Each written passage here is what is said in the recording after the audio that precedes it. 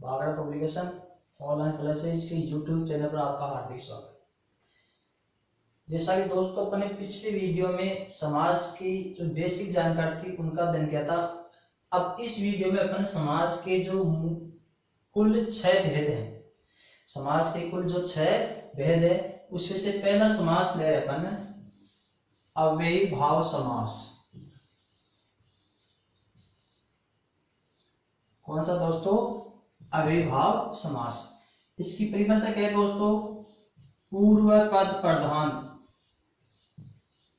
पूर्व पद प्रधान अव्ययीभाव समास कहलाता है। अव्ययीभाव समास में पूर्व पद प्रधान होता है। पूर्व पद के अनुसार आपका दूसरा पद या उत्तर पद का प्रयोग किया जाता है। अब दोस्तों अव्ययीभाव समास में कौन कौन सी कंडीशन के उदाहरण प्रयुक्त होते हैं वो देखो दोस्तों मैं आपको बता रहा हूं। अव्ययीभाव समास में कितने तरह के कितने प्रकार के उदाहरण आते हैं। पहला तरीका है आपका कि पूर्व पद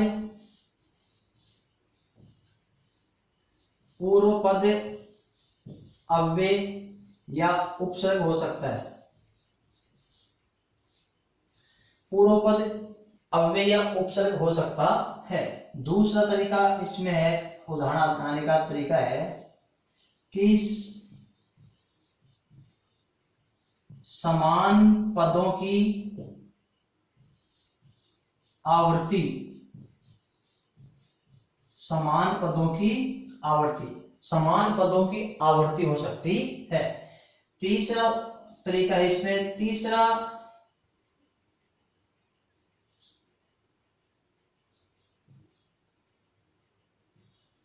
समान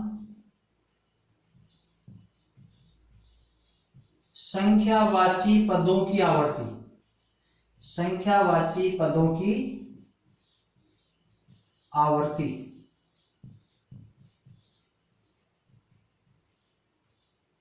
दोस्तों 3 प्रकार के उदाहरण हो गए। पूर्व पद अव्यय उपसर्ग हो सकता है, या फिर समान पदों की आवर्ती हो सकती है, या समान संख्यावाची पदों की आवर्ती हो सकती है। फिर अगला है अपने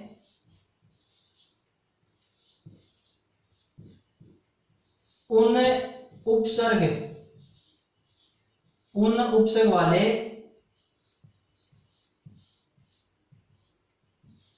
संख्यावाची पद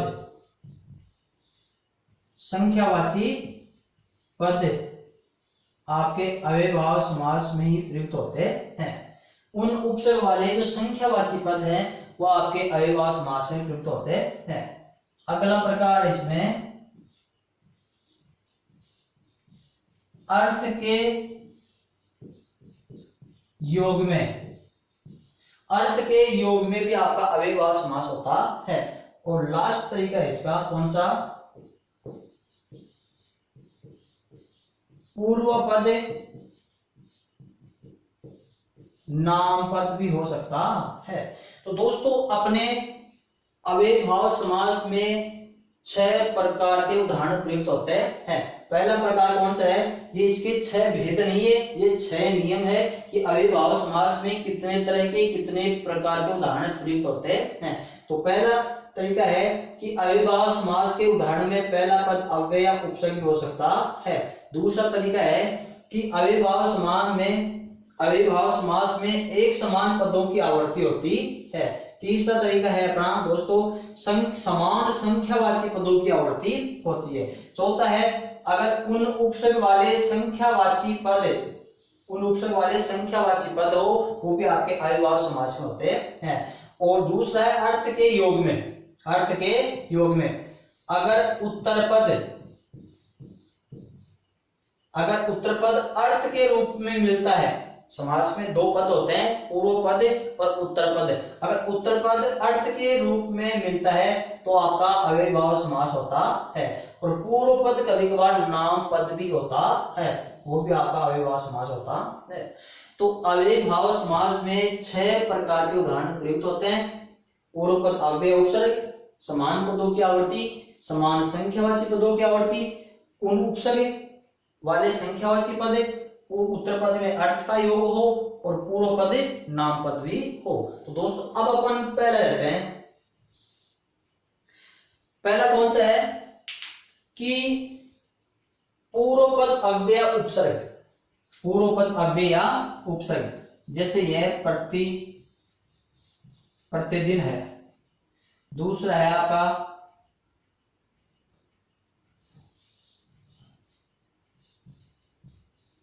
अत्याचार।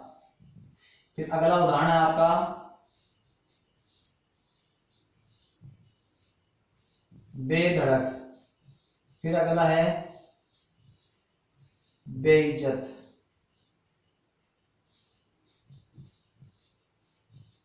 भरपेट।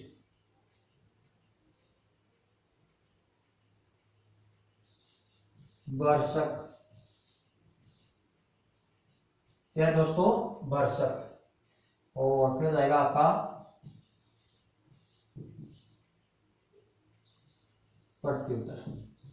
तो दोस्तों आपके सामने ये है कि अव्ययभाव समास का पूर्व पद पढ़ाना होता है और इसका पहला नियम है ये भेदनीय कि अव्ययभाव समास में किस प्रकार के उदाहरण आते हैं। तो पहला प्रकार आपका कि अव्ययभाव समास में पूर्व पद अव्यय भी हो सकता है या उपसर्ग भी हो सकता है। तो देखो दोस्तों समास में पद होते हैं दो, पद होते हैं दो।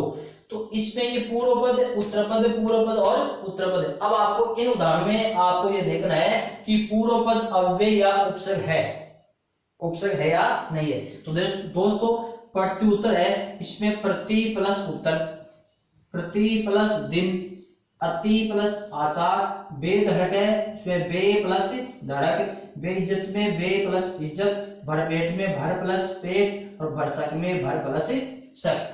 इसका मतलब पूर्व पद उपसर्ग और अव्यय है, पूर्व पद उपसर्ग या अव्यय है। तो इसमें प्रति उपसर्ग है, प्रति उपसर्ग है, इसमें अति उपसर्ग है, इसमें बे और इसमें बे विदेशी उपसर्ग है, इसमें भर और इसमें भर, ये आपका अव्यय है। क्या है दोस्तों? अव्यय। तो इन उदाहरणों में आपका पूर्व पद उपसर्ग या अव्यय है, इसका मतलब आपका अव्ययभाव समास है। अब अगर जिन उदाहरणों में पूर्व पद उपसर्ग या अव्यय होता है, पूर्व पद उपसर्ग या अव्यय होता है, तो उनका समास विग्रह किस प्रकार से किया जाता है। दोस्तों ध्यान रखना, अगर जिस उदाहरण में पूर्व पद उपसर्ग या अव्यय हो तो समास विग्रह करते समय, दोस्तों ध्यान रखना, अगर जिस उदाहरण में पूर्व पद उपसर्ग या अव्यय हो, उपसर्ग या अव्यय हो, तो समास विग्रह करते समय, समास विग्रह करते समय उपसर्ग और अव्यय का अर्थ लिखा जाता है। क्या कहा दोस्तों मैंने? अर्थ लिखा जाता है। अगर किसी भी अव्ययभाव समास के उदाहरण में पहला पद उपसर्ग या अव्यय होता है तो समास विग्रह करते समय उपसर्ग और अव्यय का हमेशा अर्थ लिखा जाता है। मूल पद रहेगा, जैसे प्रति प्लस उत्तर है। अब इसमें उत्तर तो है मूल पद, ये तो संज्ञा है, और प्रति है आपका उपसर्ग। और इस प्रति उत्तर का समास विग्रह करना है तो पहले तो मूल पद को लिखो, मूल पद को लिखो, फिर समास विग्रह करते समय उपसर्ग का अर्थ लिखना है। अब आवश्यकता अनुसार उपसर्ग या अव्यय का अर्थ मूल पद के पहले भी लिख सकते हैं अपन और मूल पद के बाद में भी लिख सकते हैं, बल्कि उपसर्ग और अव्यय आपको नहीं लिखना है, उस उपसर्ग और अव्यय का अर्थ लिखना है। वो मूल शब्द के पहले या मूल शब्द के बाद में आवश्यकता अनुसार लिखना है। अब दोस्तों ध्यान रखना, पहला नियम मैंने बताया, अगर पूर्व पद अव्यय और उपसर्ग हो तो समास विग्रह करते समय मूल पद के पहले या बाद में उपसर्ग या अव्यय का अर्थ लिखा जाता है और आपका समास विग्रह बन जाएगा। जैसे प्रत्युत्तर है, इसमें प्रति उपसर्ग है और मूल पद क्या है? उत्तर। तो पहले लिखो उत्तर, मूल पद लिख दिया आपने, मूल पद लिख दिया।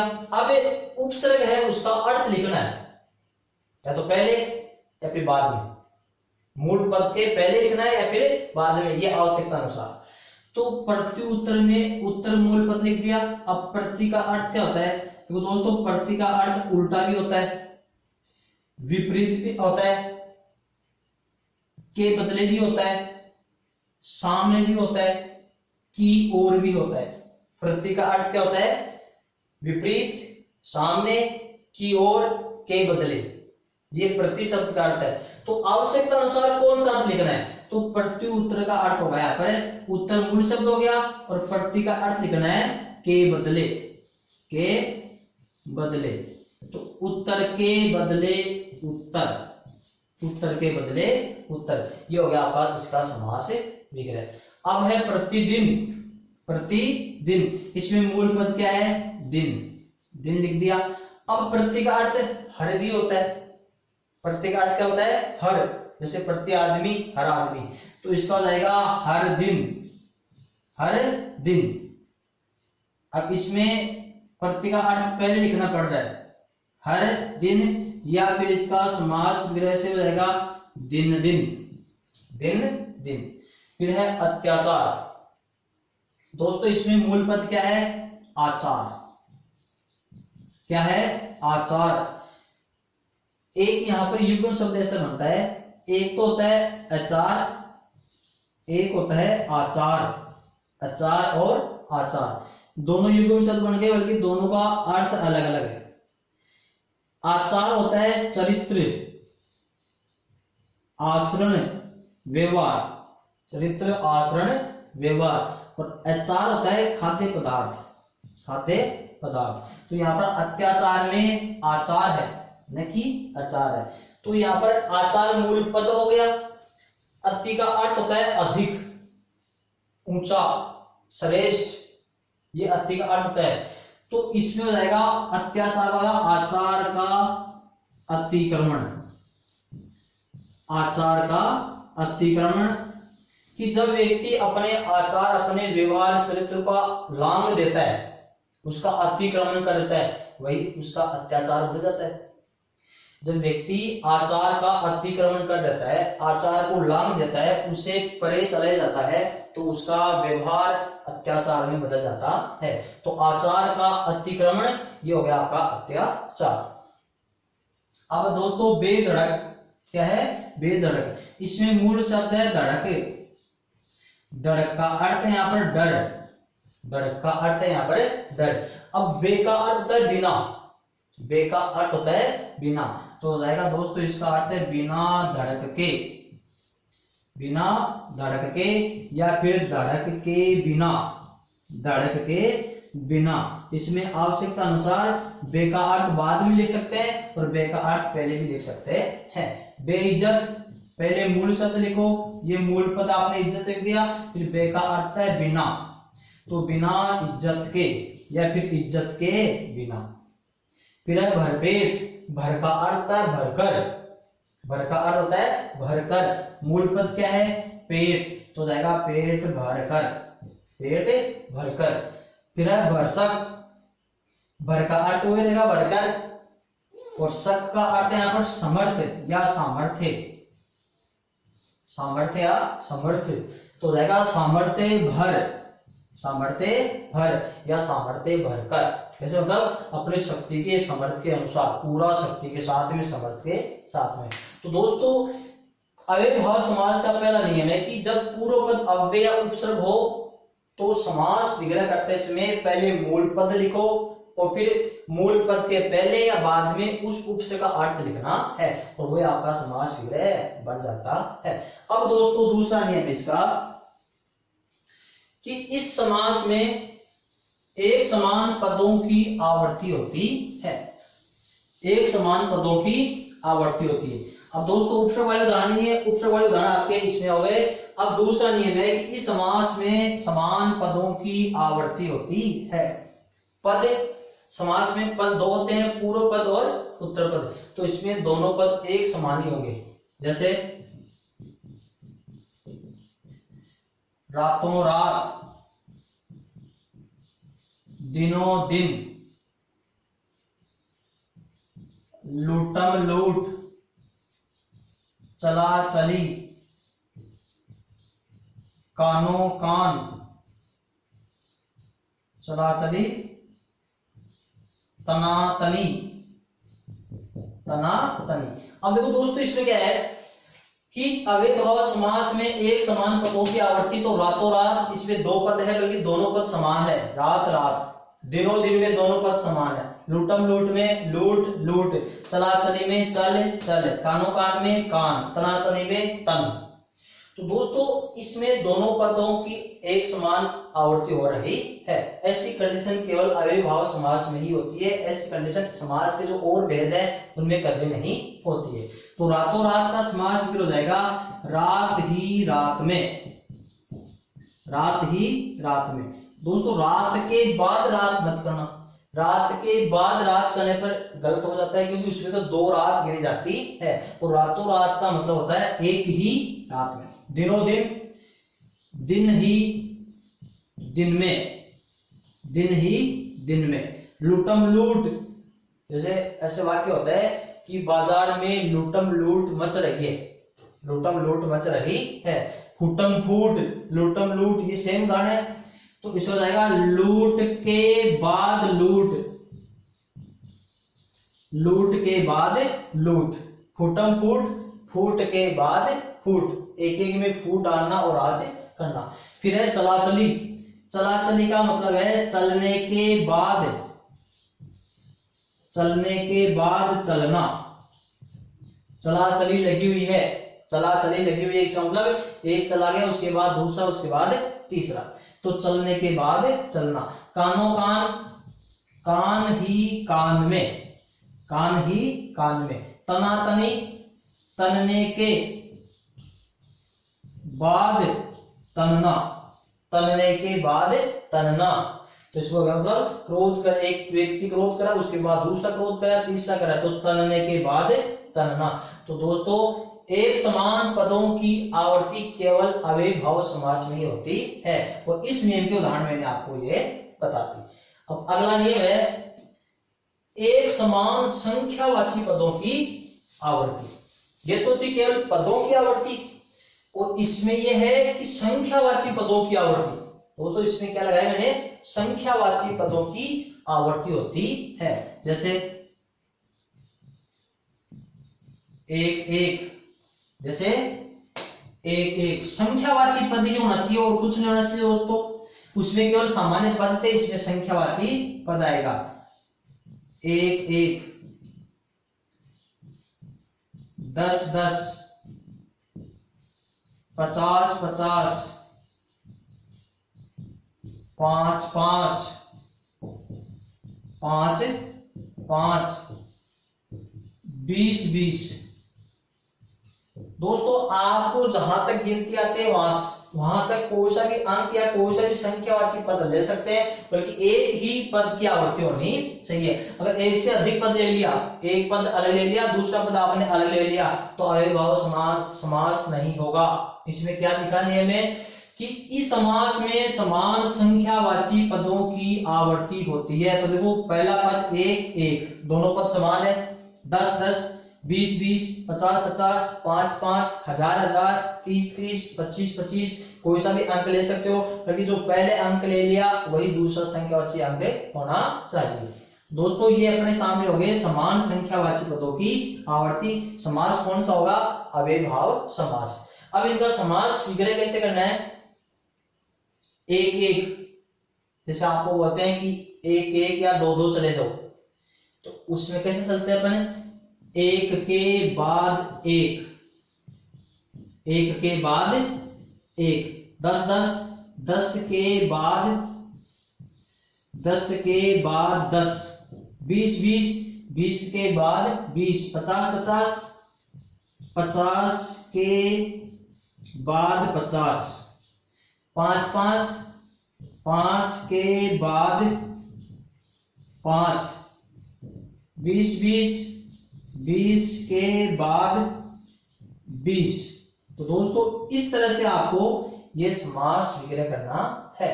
दोस्तों 3 नियम हो गए। चौथा नियम आपके सामने यह है कि इस समास में क्या है, उन उपसर्ग वाले संख्यावाची पद आते हैं। कौन से आते हैं दोस्तों, उन उपसर्ग वाले संख्यावाची पद इसमें प्रयुक्त होते हैं। इसमें तो समान संख्यावाची पदों की आवर्ती होती, इसमें है उन उपसर्ग। आपको संख्या गिनती में ऐसी संख्यावाची पद ढूंढने हैं जिसके शुरू में उन आए, उन उपसर्ग हो। तो दोस्तों ऐसी केवल 7 संख्या ही है, केवल 7 संख्यावाची पद ही ऐसे हैं जिनके पहले या जिनका पूर्व पद उन होता है। वो कौन कौन से दोस्तों, ध्यान रखना, 19, 29, 39, 49, 59, 69 और 79। बस दोस्तों यहीं तक है, 19 से लेकर के 79 तक, 19, 29, 39, 49, 59, 69, 79। आगे दोस्तों 89 है और 99 है, 89 और 99, उनमें उन उपसर्ग नहीं आ रहा है। और अपन को क्या चाहिए, अपन को पहला पद उन उपसर्ग चाहिए, उन उपसर्ग चाहिए। तो उन उपसर्ग वाले संख्यावाची पद 7 है और वो 7 संख्या आपकी अव्ययभाव समास में प्रयुक्त होगी। अब दोस्तों इसका समास विग्रह कैसे करना है। उनका अर्थ होता है एक कम, उनका अर्थ होता है एक कम। तो 19 कितने से कम है, कितने से एक कम है, 20 से।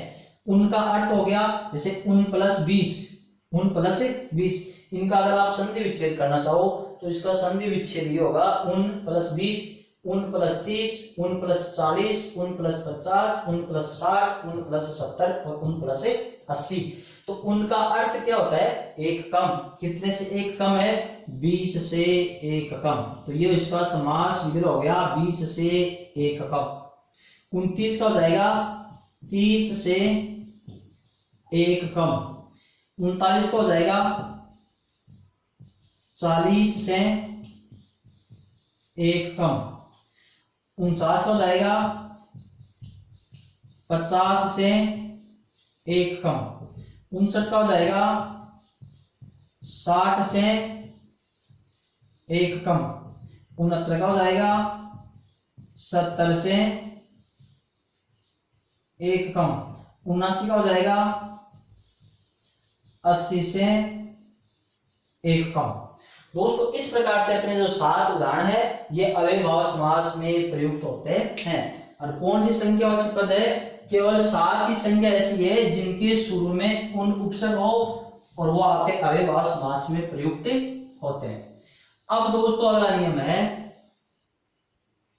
कि अर्थ के योग में, अर्थ के योग में कौन सा समास होता है, अव्ययभाव समास। बल्कि अर्थ पद आपको उत्तर पद के रूप में मिलना चाहिए, उत्तर पद अर्थ होना चाहिए। जैसे दर्शनार्थ, पापार्थ, हितार्थ, पुण्यार्थ, सेवार्थ, लाभार्थ, ज्ञानार्थ। दोस्तों ऐसे उदाहरण आपके अव्ययभाव समास में प्रयुक्त होते हैं। कैसे, अर्थ के योग में। तो अर्थ आपको कहां मिलना चाहिए, उत्तर पद के रूप में होना चाहिए। जैसे दर्शनार्थ अर्थ, पापार्थ अर्थ, हितार्थ, पुण्यार्थ, सेवार्थ, ज्ञानार्थ, लाभार्थ। ऐसे दोस्तों आपके अव्ययभाव समास में उदाहरण प्रयुक्त होते हैं। अब इनका समास विग्रह कैसे करना है। दर्शन मूल पद, पूर्व पद हो गया दर्शन और उत्तर पद हो गया आपका अर्थ। इसमें पाप प्लस अर्थ, हित प्लस अर्थ, पुण्य प्लस अर्थ, सेवा प्लस अर्थ। तो समास विग्रह करते समय जो उत्तर पद अर्थ है उसको हटाना है, उसके स्थान पर के लिए का प्रयोग करना है। जो उत्तर पद के रूप में अर्थ है, अर्थ को हटाना है कब, समास विग्रह करते समय, और उसके स्थान पर के लिए लिखना है। तो जाएगा दर्शन, दर्शनार्थ का जाएगा दर्शन के लिए, दर्शन के लिए। पापार्थ हो जाएगा पाप के लिए। हितार्थ का हो जाएगा हित के लिए। पुण्यार्थ का हो जाएगा पुण्य के लिए। और सेवार्थ का हो जाएगा सेवा के लिए, सेवा के लिए। अब दोस्तों उत्तर पद के रूप में आपको अर्थ मिलेगा, समास विग्रह करते समय अर्थ हटाना है, उसके स्थान पर के लिए लिखना है। और उदाहरण में कौन जाएगा, उदाहरण में कौन सा समास हो जाएगा, अव्ययीभाव समास। अब आपके ये कंफ्यूज हो रहा होगा कि के लिए तो आपका तत्पुरुष में भी आता है, संप्रदान तत्पुरुष में भी आता है के लिए, बल्कि दोस्तों उसमें क्या होता है कि पूर्व पद और उत्तर पद दोनों पदों के मध्य के लिए का प्रयोग होता है। इसमें अपन उत्तर पद के स्थान पर के लिए का प्रयोग करें। जैसे यह है आपका विद्यालय, क्या है दोस्तों, विद्यालय।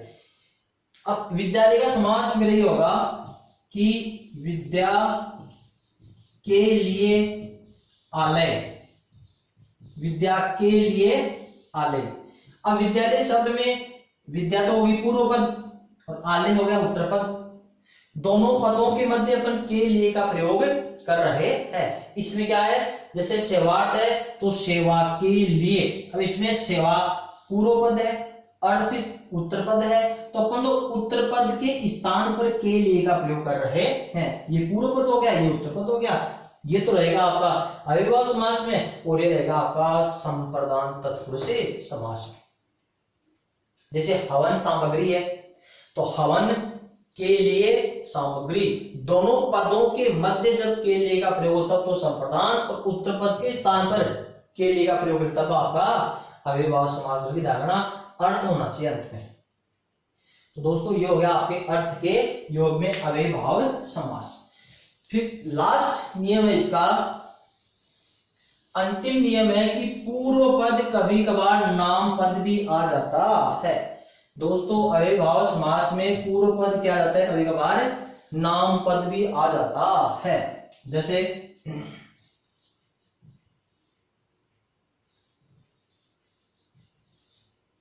आदर पूर्वक,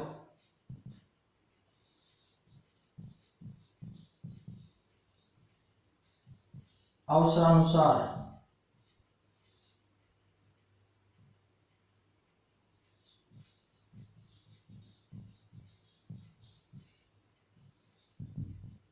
प्रमाण सहित,